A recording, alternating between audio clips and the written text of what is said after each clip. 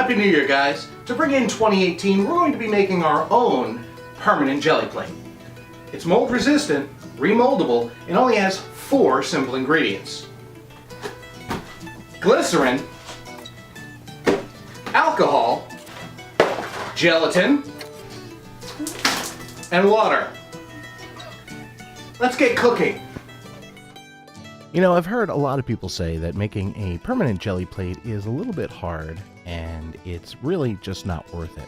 Well, spending $70, now down to $60 on a 12 by 14 doesn't really seem worth it for me. So I wanted an alternative. So we're going to start off with a couple basic tools. The most important one is a 12 by 12 baking dish. Now you want to make sure that there are no textures on the bottom of this baking dish. Some have a little textures or patterns on the bottom. That's not what we want. What we want is a completely flat bottomed 12 by 12 baking dish. The next thing we're going to need is a double boiler system. Now a lot of people don't have double boilers, and that's fine. A large bottomed pot used for cooking pasta or something like that is usually enough, and then you just have to find a bowl that fits nicely around the top of it and doesn't hit the bottom. That is the important thing. Next, you should already have, if you have a kitchen and know how to use it, and that's just a measuring cup of some sort. It needs to do at least a cup and a half. Your traditional 2-cup Pyrex should do just fine. And last but not least, a whisk. Alright, let's talk ingredients. First, we're going to need 4.5 ounces, which is 18 quarter-ounce packets of gelatin. You can spend $12 as of the time of this recording on Amazon to get Knox brand, but you can also go to Walmart and pick up your, value brand for about $3 and change. The 32-ounce box is enough to make one whole jelly plate and then a smaller one. Next, we're going to need rubbing alcohol. You don't want to get the kind that has the mint smell. You just want to get regular isopropyl alcohol, otherwise known as rubbing alcohol.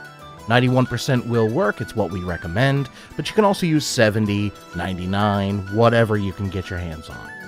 We need that for the mold resistance. Next, 1.5 cups of your garden variety water. And last, we're going to use 1.5 cups of glycerin. You can find this in your local store, but chances are it's going to be cheaper by getting it on Amazon. We got a gallon of it. Then again, we plan on making several of these. More about that later. Glycerin is the same thing as vegetable glycerin, so if you see it sold by that name, it's the same thing. First, we're going to start with a double boiler setup. As you'll see, this is just a large pot paired with a metal bowl that sits nicely on the rim, but doesn't touch the bottom.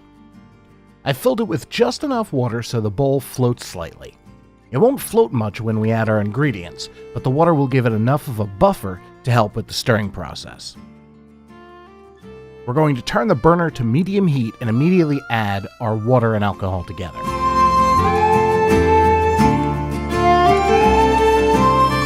Before the liquid has enough time to heat up, we're going to now add the gelatin.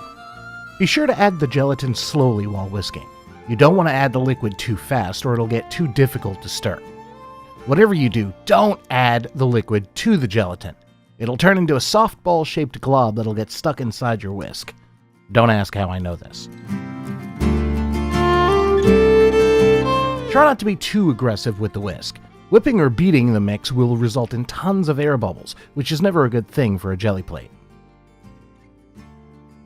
While stirring, be sure to scrape the sides of the bowl down into the mix. It'll help with cleanup and minimize waste. You'll know when it's starting to heat up when you feel the urge to do a keg stand or get into a bar fight. To put it simply, if you're sensitive to alcohol vapors, be sure to open a window or wear a face mask.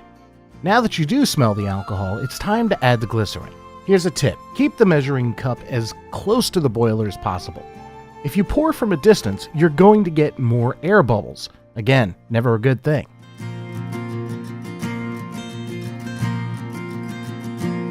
We're going to keep stirring until it gets more translucent. You'll want to be able to see the bottom of your bowl clearly and make sure all of your gelatin has been fully dissolved. Now that the mix is translucent, get some pot holders, even if you don't think you'll need them. The last thing you want to do is deliver this mix into anything but your 12x12 pan. Speaking of, be sure your cake pan is prepared and on a level surface.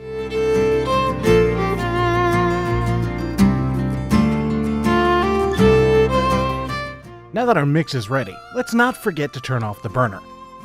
Use your pot holders to move the bowl as close to the pan as possible.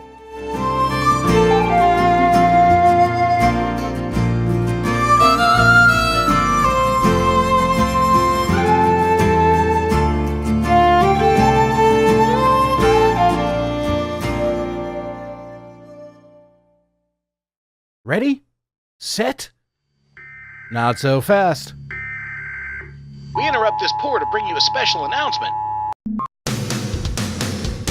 Hey guys, Carrie here And Patrick. from Epiphany Craft Studio.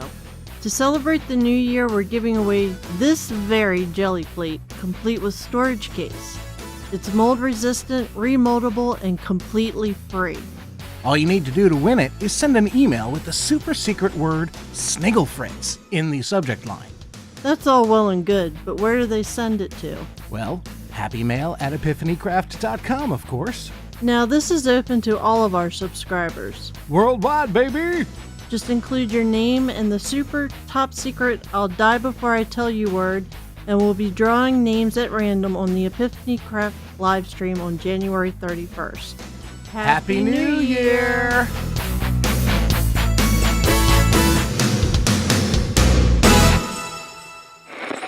Now return to regularly scheduled pour already in progress.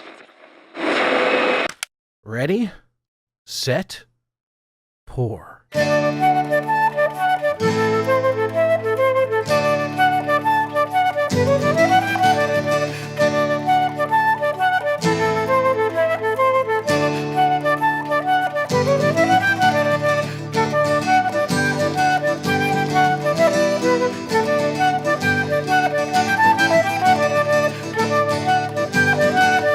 Before the mix sets, which happens quite fast actually, you should inspect the plate under a decent light.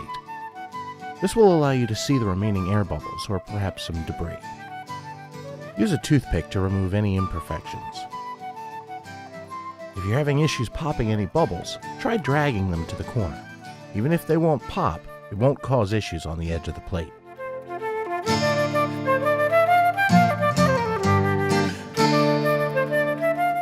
Well, that's just about it. Now all there's left to do is to let it set.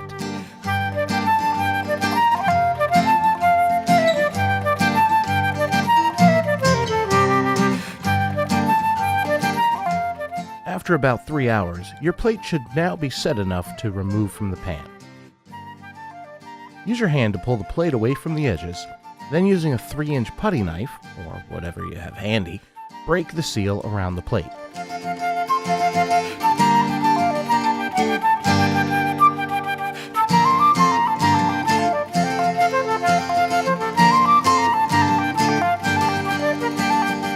Once the suction has been broken, you should be able to get your finger underneath the corner. From there, you'll be able to roll the entire plate up from the pan. Be sure not to pull too fast or too hard, as you don't want to rip the plate, although that wouldn't be the end of the world.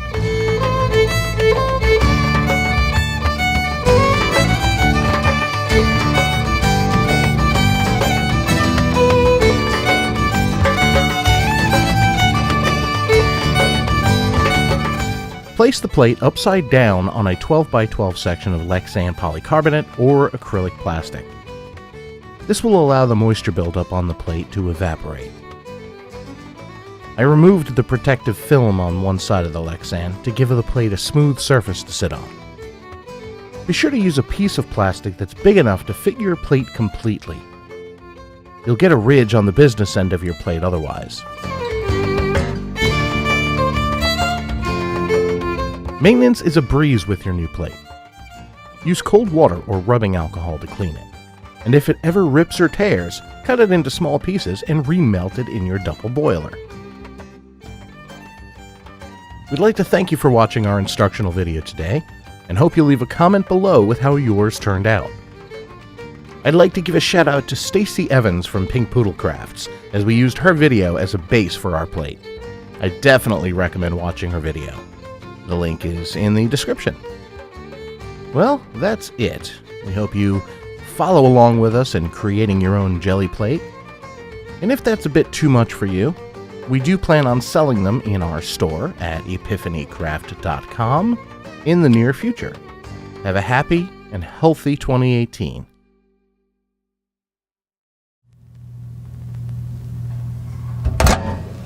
Hey guys, thanks for watching this fine video from Epiphany Craft Studio. If you liked this video, you know what to do. If you loved it, be sure to subscribe and hit that bell for updates. Want more? Head over to epiphanycraft.com.